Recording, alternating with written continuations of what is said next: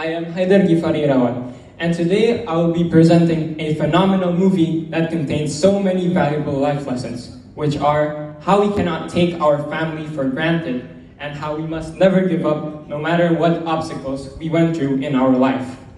This movie is no other than My Annoying Brother, starring Pinoge Bastian as Jaya Solihin, aka Jay, and Angga Yunanda as Kemal. Next page.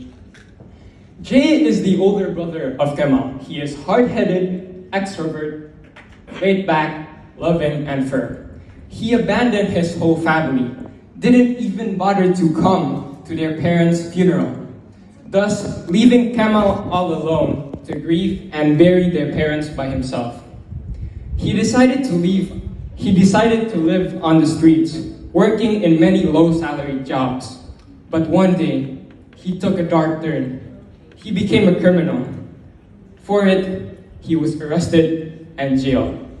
Now, Kemal, the little brother, he is calm, sensitive, patient, quiet, introverted, and eager to strive. He was a very talented and dedicated judo athlete who has won many international level competitions. But one incident changed his whole life. He was in the middle of an all-out battle against an opponent from Thailand. But his opponent smacked Kemal so hard down to the ground to the point he had a head injury, leading him to lose most of his vision. From that point on, he became depressed. He isolated himself inside his room all day, only laying on his bed, with only Amanda, his girlfriend, the only person that cared for him. Kemal and Jay were finding their commonalities through a journey. Next page. At first, Jay doesn't truly care about Kemal's well-being. He only used his brother's condition as an excuse to be bailed out from prison. He said to the police officers, "There is no one else to take care of my little brother other than myself." He pretended to cry hysterically by saying, if he's not bailed out from prison, then he can only trust God to take care of Kemal. Eventually, he succeeded. He laughed behind the police officer's back for not being able to see him through his lie. Once he got out, the first thing that he does was not to directly visit his brother. Instead, he bought a pack of cigarettes.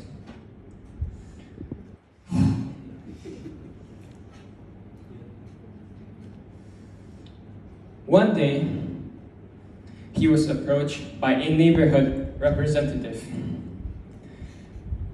He offered Jay big money for him to sell their house.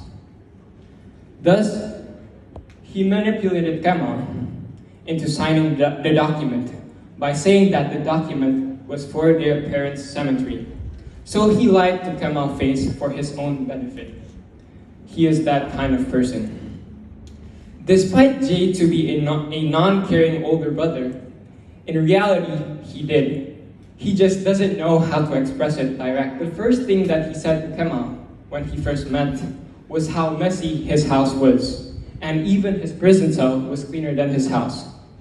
Which may seem to be annoying at first, but he just wants Kemal to be more responsible with his life. Deep down inside, family has always been number one priority, to the point where he doesn't even want to tell Kemal about his pancreatic cancer disease. He's afraid that Kemal will worry about him. For Kemal, despite his blindness, he thinks he can live by himself independently. In fact, Jay's arrival only makes things worse.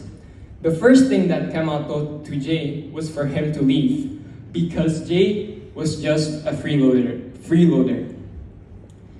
Even though Kemal has an introvert personality, he finally had enough courage to express his frustrations to Jay about why Jay left their family without feeling any guilt, and how Kemal waited Jay for so long to the point that Jay was dead to him. Over time, strain was vanishing. They understand and supported each other. Difficult past was behind them, and they know that their main purpose is to build the future together. They started to bond again when Jay barged into Kemal's room. Jay invited Kemal to do some brotherly bonding activities, such as some shopping, riding a motorcycle, but the most memorable destination was their favorite childhood beach. They reminisced their memories while there.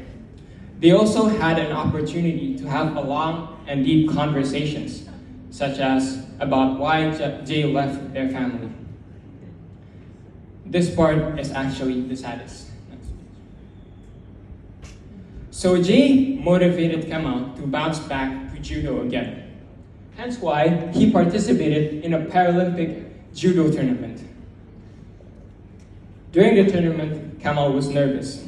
He was in the resting area with Amanda. He wanted to forfeit from the tournament. He wanted to go home.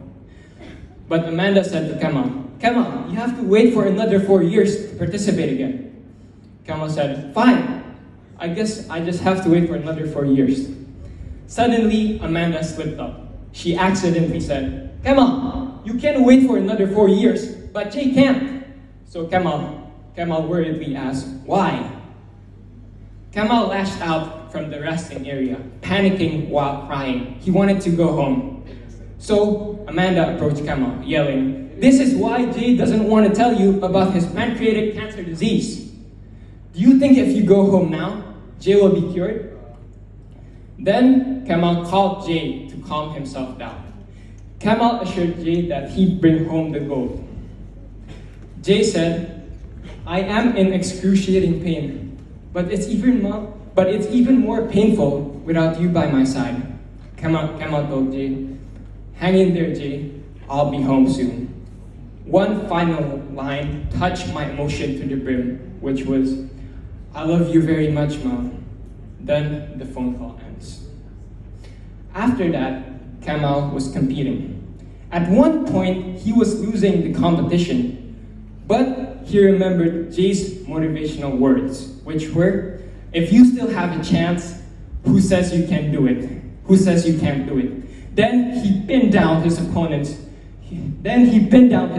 To the ground, thus winning first place amidst the crowd's roar. Jay saw the match on his phone, smiling with full of pride. Kemal went home, but it was too late, as Jay already had passed. Fortunately enough, Jay was able to record one final voice message. He said, "Kemal, I'll always be there for you. You have a bright future ahead. Remember, even though life sometimes gets dark, there is always a ray of light. Sorry that I couldn't wait for you, but remember, I'll always be there by your side." Then Kemal imagined all these flashbacks of their memories together, such as going to the supermarket, singing karaoke, etc. Basically, all their memories combined into one flashback. With all these, the lessons learned are, next page. Each individual is different. They can be innate or shaped by personal experience. If the aim is to find harmony, an individual must make sure every utmost effort to seek similarities. Focusing on differences will serve no purpose. Until it's too late, regrets ensue. Next page. Thank you very much for listening. I appreciate your attention. Thank you, contestant. To inform you, we have 5 minutes remaining. Hello. Take a deep breath.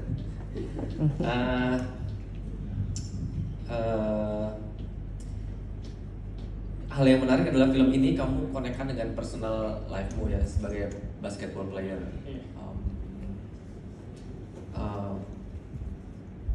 Okay, wait.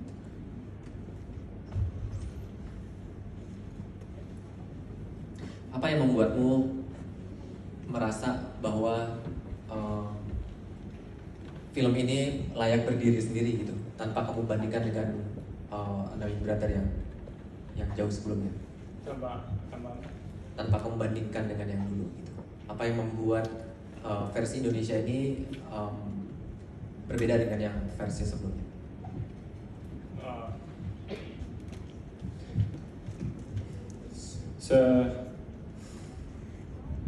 Yang versi Indonesia yang saya tahu intinya bisa membuat audiens Indonesia terekspos dengan film versi Indonesia, dan saya merasa penonton bisa merasa bangga karena bisa mengimplementasikan versi Korea ke versi Indonesia dengan secara yang bagus.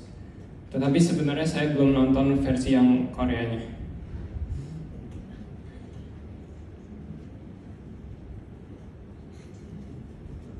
Overall, pretty good. Keep in mind your rate of speech. Overall, it was really pretty consistent. There was one area when you were describing the journey slide. You slowed down. It was more conversational. Think of that one, like what you did there. You actually took a pause, and it was more engaging. Especially at the beginning, it was more as if you were talking at, instead of with us. I would try and increase your engagement, and you had good utilization of your visual slides. You weren't just talking off of them. Tell us about the meaning and the complexities of the film and how they the lessons learned. Yang pertama adalah Made Indira Kayana Devi.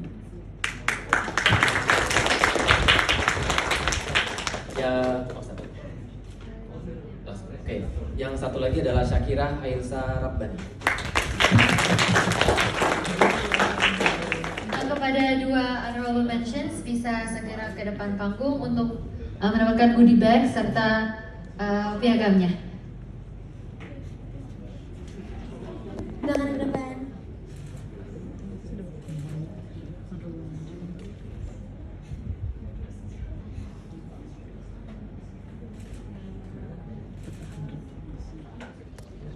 Juara 3 unggul di tulisan ya. Ada beberapa faktor yang membuat kami jadi berpikir, dan tadi akhirnya kami adjust ulang juga. Tulisannya oke. Haidar Givari Irawan.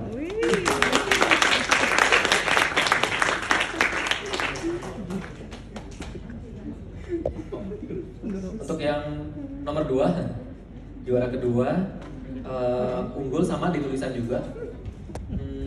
Hanya beberapa poin dari Haidar, tapi secara presentasi juga masih oke gitu ya, mumpuni gitu ya. Ada Michael Gerald Marlin.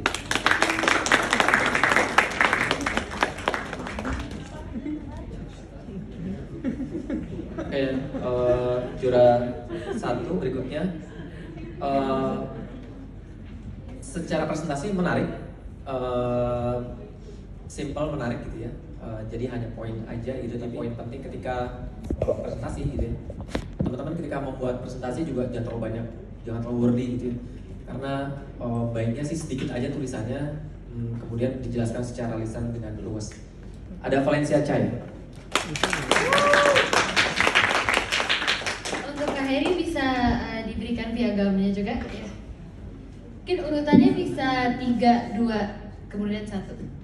Dari 3 yang kiri ya.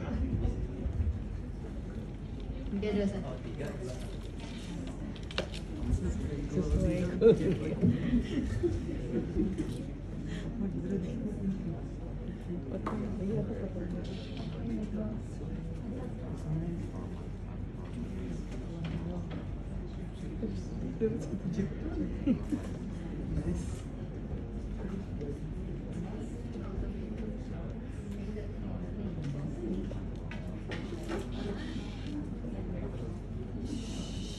Tenang guys, it's not over yet. Oke, terima kasih. Thank you. The most cultivated form competition is Michelle Amanda.